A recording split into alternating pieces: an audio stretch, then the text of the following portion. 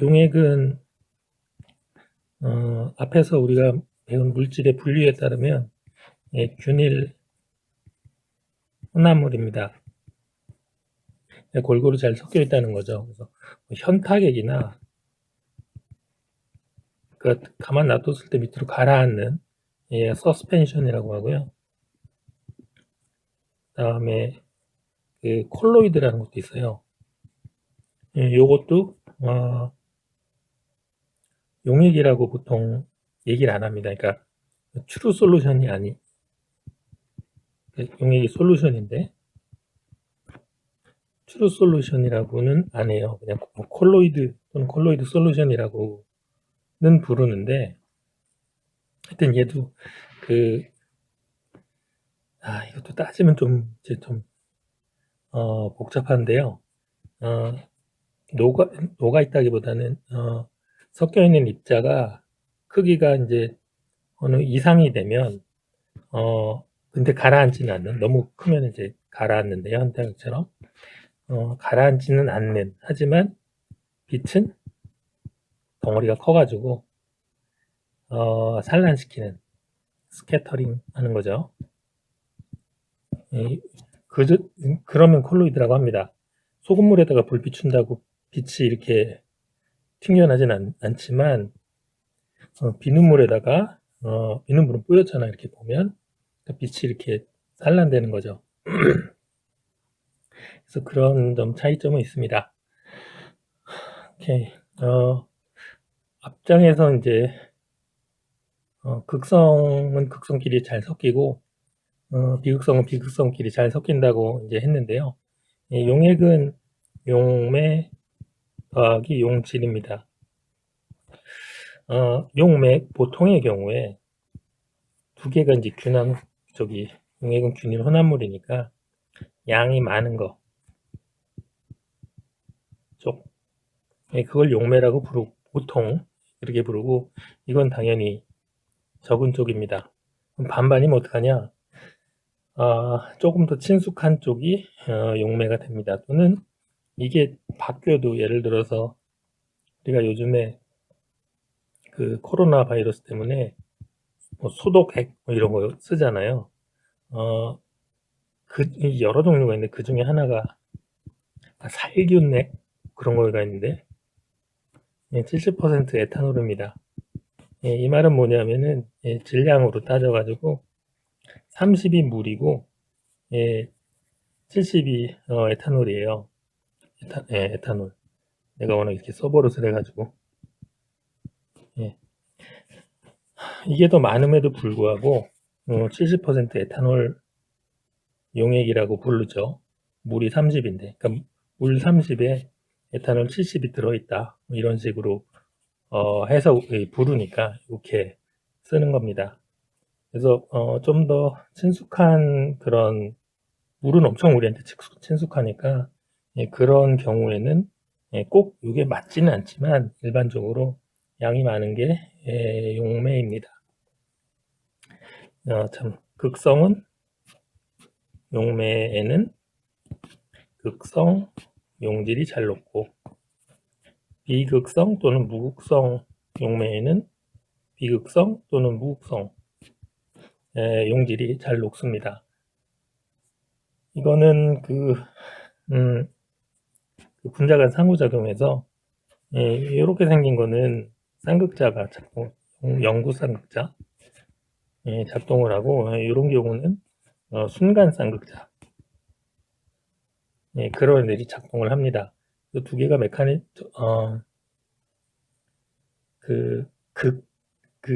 전하에 대해서 얼만큼 좋아하는지 그런 게 좀 달라서 이렇게 차이가 납니다. 이 장에서 우리는 보통 이제 수용액 또는 괄호 열고 AQ라고 쓰는 거, AQS에 대해서 주로 다룹니다. 물론 다른데 녹여도 되지만 주로 수용액을 하고요. 그래서 이제 등장하는 것이 소위 전해질이라는 겁니다.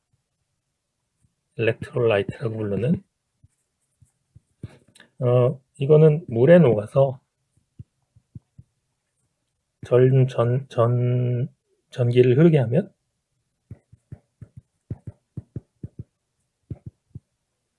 전해질이에요. 잘 흐르게 하면 강전해질 또는 센전해질.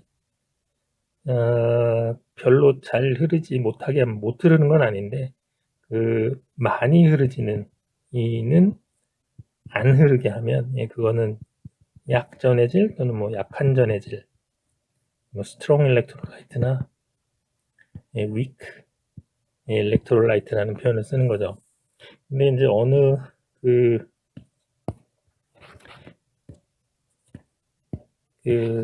책 같은 경우는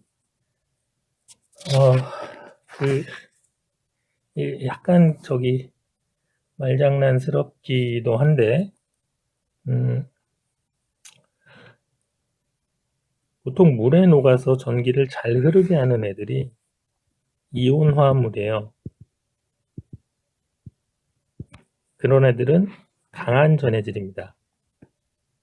근데 전기를 흐르게 하는 애들 중에 좀 덜 흐르게 하는 애들이 주로 산, 염기, 산이 그렇겠네요.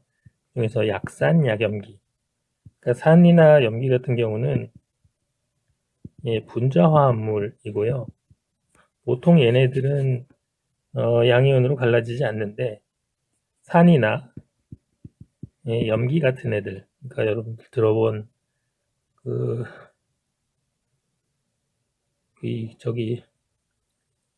누구죠? 일본 놈들이 우리나라한테 수출 안 하겠다고 했던 요거 불산이라고 부르는.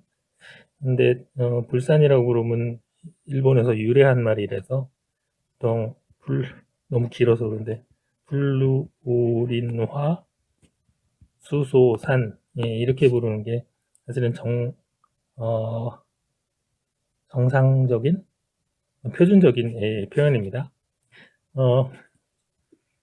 이런 애들은 아주 가끔 이렇게 갈라져요. 무지무지 가끔. 그래서 약산이죠. 그 다음에 암모니아 같은 경우는 약염기입니다. 얘는 뒤에 이거 커버를 할 수 있을지 모르겠는데 이렇게 생긴 이온을 발생을 시켜요. 근데 이온화물 중에서 여러분들 혹시 앞에서 기억이 나는지 모르겠는데 침전되는 애들이 있어요. 침전되는 애들은 잘 안 녹는 애들이죠. 염. 참, 솔트라고 부르는 염이나 아이오닉 컴파운드라고 부르는 애나 그냥 같다고 생각하면 됩니다. 서로 이제 왔다 갔다 혼용을 합니다. 서로 섞어가지고. 이런 애들은 대표적으로 이런 예를 들었었는데요. HCl 염화은 진짜로 가끔 갈라져요. 무지무지 가끔. 이런 애들보다 훨씬 더 가끔 갈라집니다. 근데 잘 보면 이 말이 앞에서 물에 녹아서 전기를 흐르게 하면이잖아요. 그러니까 물에 녹아서 라고 했으니까 얘네도 녹기만 하면 갈라지니까 전기를 흐르게 해요.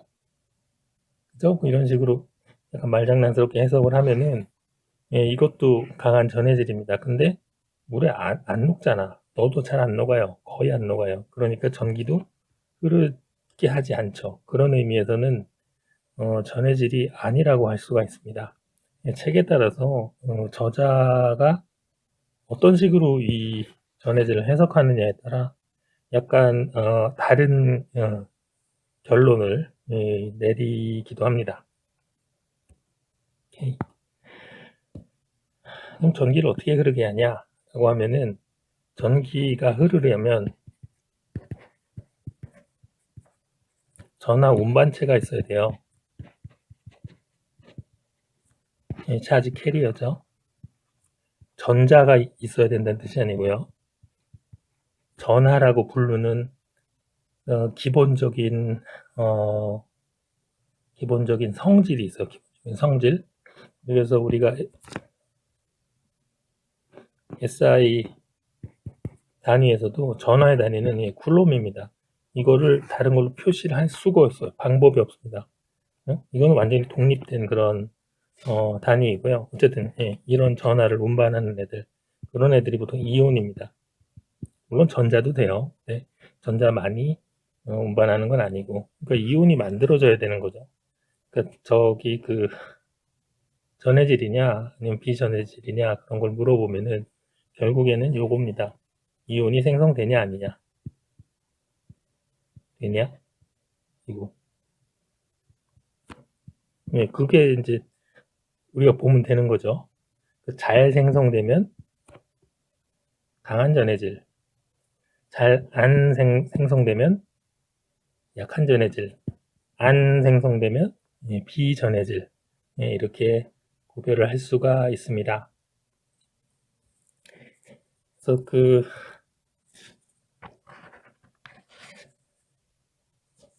전해질은 보통 이온화합물, 염이라고 생각을 하면 돼요.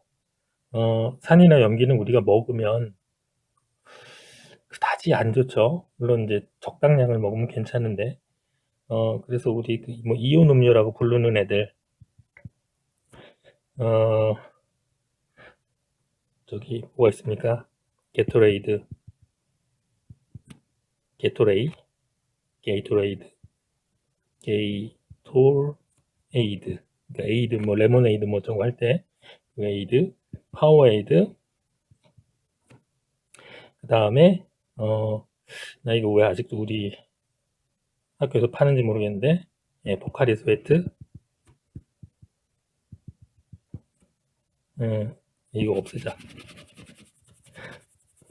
예, 그래서 이런 애들이 우리 몸에 전해질을 충전해주는 그런 음료들입니다. 나 이런 회사하고 아무 관련 없어요. 갑자기 생각나서 얘기를 한 거니까. 혹시 들어봤는지 모르겠는데 이 게이토레이드가 네, 그 플로리다 대학교 요즘에 한참 그 코로나 바이러스 엄청 퍼져가지고 그 동네입니다. 디즈니 월드 뭐 이런 거 있는 동네, 마이애미, 하여튼 이 학교에서 운동 선수들이 피로를 이제 빨리 그 회복하기 위해서 막 운동하면 땀 흘리고 그러니까 물만 마시지 않고 좀 더 빨리 회복할 수 있는 방법이 뭐가 있을까? 그 고민하다가 만든 이온 음료가 게이토레이드입니다. 이 학교 마스코트라고 그러면 좀 그렇고 상징물이 또는 그 학교 뭐죠? 운동팀? 스포츠팀 이름이 게이톨즈예요. 이게 저기 악어. 그래서 자기네들 축구 선수들 뭐 배구 야구 뭐 이런 거 이 AD는 뭐 레모네이드 하면 음료잖아요. 그래서 이래서 이름이 붙었다는 그런 얘기가 있고 그다음에 파워에이드는 이거에 대항해서 아마 코카콜라에서 만든 걸 겁니다. 그냥 뭐 지나가는 이야기.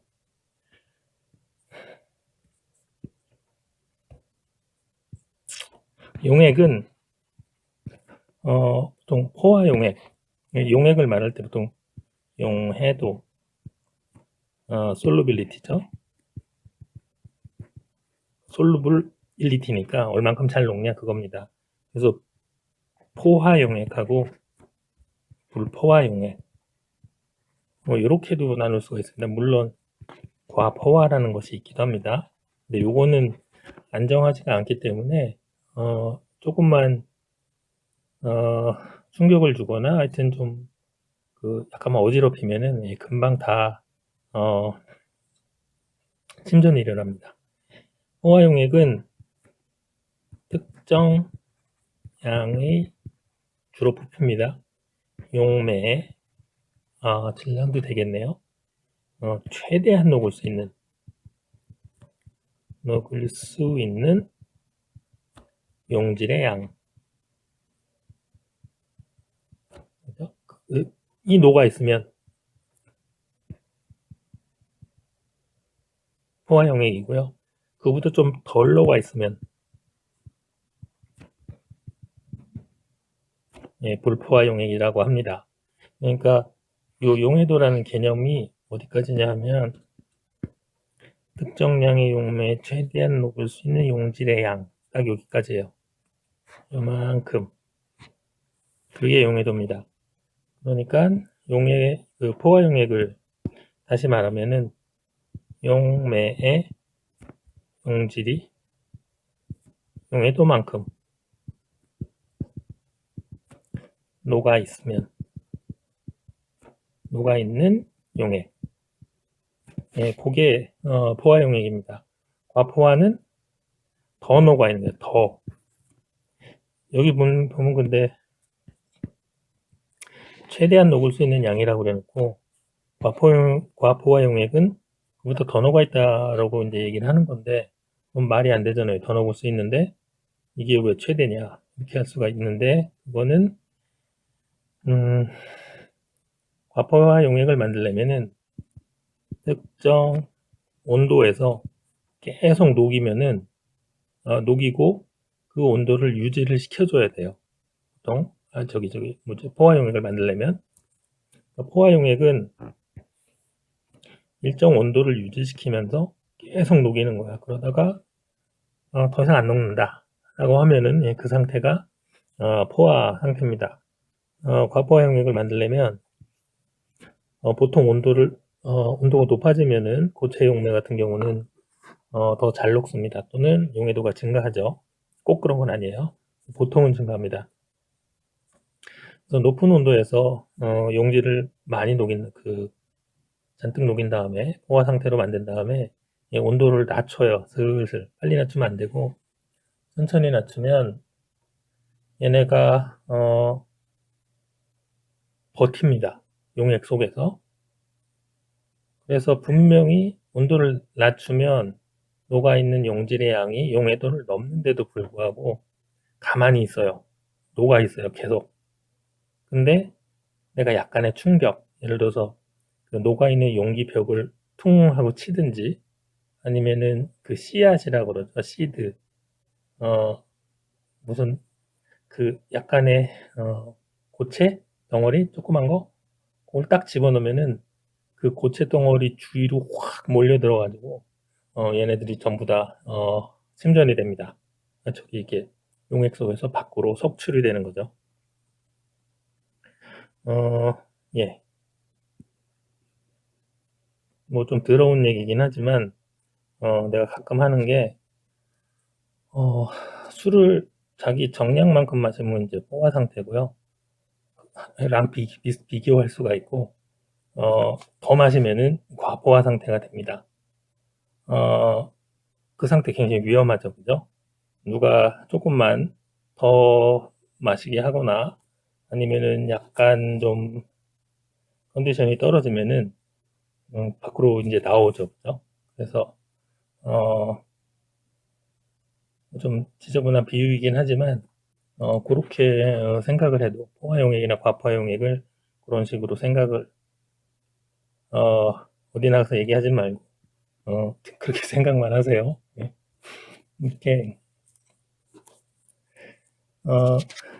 보통 그 용해도라는 거가 보통의 경우는 온도가 올라가면 고체 용질 같은 경우는 용해도도 올라갑니다. 안 그런 애도 있어요. 안 그런 애. 안 그런 애는 보통 발열이 심하게 일어나는 애들. 열 반응. 녹으면서 우리 핫팩 이런 거 있죠. 그런 애들은 이제 녹으면서 이제 핫팩이 종류가 여러 가지인데 그 중에 하나는 용질이 녹으면서 열을 많이 냅니다. 그래서 그런 애들은 우리가 언제 쓰죠? 겨울에 쓰죠, 그죠? 겨울에. 여름에 쓰면은 얘네들이 아마 효과가 좀 덜 할 겁니다. 얘네가 녹으면서 열을 방출하면서 에너지를 잃는데 밖이 따뜻하면 열을 방출하기 좀 힘들어요. 우리가 더우면은 뜨거운 데 가서 서 있지 않죠. 차가운 데 가서 서 있죠. 열을 방출하려고.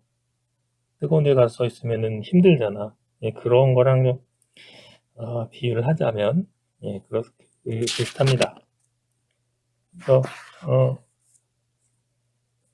보통은, 물론 이것뿐만이 아니고, 이제, 엔트로피도 중요한 역할을 하는데, 지금 당장은 고체 용질은 보통 온도가 올라가면 용해도가 증가한다. 예, 거기까지만. 기체 같은 경우는, 예, 반대예요. 온도가 올라가면은 용해도는 떨어집니다. 그러면 이건 또 왜 그럴까요? 그러면, 기체는, 굉장히 자유로운 애죠. 얘는 엄청 자유로운 애입니다. 자유로운, 입자죠. 얘는 상태. 근데 그런 애를 액체 속에다가 집어넣어 놓으면은 무지 힘들겠지. 얘가 돌아다니는 게. 자기는 기체 상태라 막 돌아다녀야 되는데, 액체 속에서 이제 비비고 있는 거죠. 굉장히 힘들게. 온도가 올라가면 그 액체 사이를 비집고 나올 수 있는 운동 에너지가 공급이 됩니다. 그럼 이제 밖으로 튀어나오는 거죠. 그래서 저기, 소다, 탄산음료, 콜라나 사이다 같은 거 차갑게 해서 이렇게 뚜껑을 딱 딸 때 하고, 좀 뜨뜻하게 하고서는 뚜껑을 딱 딸 때 하고, 거품이 언제 많이 나오나, 흔들지 않고 그냥 봤을 때 따뜻한 상태의 콜라가 열었을 때 거품이 더 많이 날 거예요. 그게 압력뿐만이 아니고 온도가 높아지면은 기체의 용해도가 감소하기 때문입니다. 온도뿐만이 아니고 기체 같은 경우는 압력에 관한 영향도 있습니다. 얘는 상관없죠. 고체는 압력에 상관없는 애니까 눌러봐야 들어가지 않는 애인데, 기체는 누르면 들어가는 애죠. 그죠? 누르면 들어가는 애. 그래서 바깥에서 열심히 이렇게 돌아다니고 있던 애를 힘줘서 꾹 누르면은 액체 속으로 들어갑니다. 다시 말해서 여기 액체가 있고 기체가 이렇게 있으면은 밖에서 힘있게 누르면은 얘네들이 여기로 들어간다는 거죠. 액체 상태로 녹습니다. 그래서 압력이 높아지면은 기체의 용해도는 증가합니다. 얘가 헨리의 법칙이라고 부르는 것입니다. 잘 안 녹는, 그러니까 이 책에서는 소위 용해도 규칙이라는 것을 표로 이제 이게 뭐 어느 책을 봐도 다 용해도 규칙이라는 표가 있는데요. 쟤네를 보면은 어떤 화합물이, 이온 화합물이 잘 녹을 것이고 아니면 안 녹을 것이고 그런 것들을 짐작을 할 수가 있습니다. 물론 이런 거 안 외워도 괜찮아요. 나는 뭐 가르치다 보니까 다 외워졌는데 그냥 이런 게 있다. 침전되냐? 뭐 그거를 알 수 있는, 또는 불용성이냐? 침전이 불용성이니까요. 용이 녹는 거고 불이 아니니까 안 녹는 성질, 그렇게 생각하면 됩니다. 또는 잘 녹는 것도 되죠. 수용성이냐? 요걸 보고서는 판단할 수가 있습니다. 잘 녹는 게 좋냐? 안 녹는 게 좋냐? 그런 거 없어요. 항상 다 뉴트럴합니다. 소금이 안 녹으면은 좀 힘들겠죠, 물에. 설탕도 마찬가지. 근데 소위 제산제라고 부르는 이게 안티애시드, 그러니까 이거 위산 과다일 때 먹는 약입니다. 그래서 얘 같은 경우는 우리가 이제 식도가 있고, 아이고 이거 반대로 그렸네요. 이쪽에서는 하여튼 뭐 별 상관없습니다. 이게 이제 입이고요. 이쪽 입에서 이제 들어오고 식도를 타고 이제 내려가면은, 물론 여기 다 밸브가 있고요. 판막이 괄약근이라고 부르는 애들이 거기에 있고, 여기 이제 위산이 있습니다. 근데 가끔가다 미산이 튀어가지고 이 식도를 타고 올라와요. 근데 식도랑 뭐가 저 위에서 만나죠? 예, 기도가 만납니다. 폐가 이렇게 있죠. 물론 심장도 중간에 있고 기도랑 식도가 이 목구멍하고 공유하잖아. 그래서 얘가 이렇게 넘어오면은 엄청 아파요. 그거를 우리는 속쓰림이라고 하든가 아니면은 예, 영어로는 heartburn이라고 합니다. 심장이 타는 것 같다고 그래가지고 그랬을 때 먹는 게 이제 제산제인데요. 제산제는 당연히 이게 산이니까 염기겠죠. 그렇다고 강염기를 먹으면은 안 돼요. 죽으니까. 그래서 물에 안 녹는 염기 예, 걔를 먹습니다. 걔가 보통 뭐 칼슘 이거 저기 용해도 규칙 보면 나와 있습니다. 이거 안 녹는다고. 예, 이것도 안 녹고요. 얘는 좀 희한하게 안 녹는 뭐 그런 애입니다. 그래서 이것들이 다 각각 상표가 있어요. 약으로 진짜로 쓰입니다. 약. 제산제. 약. 근데 단순해. 이거야. 물에 녹냐 안 녹냐. 안 녹는 염기를 먹어야 무사히 입에서부터 먹어가지고 여기서 안 녹으니까 그냥 pH가 7 정도 되잖아요. 거기서 안 녹습니다.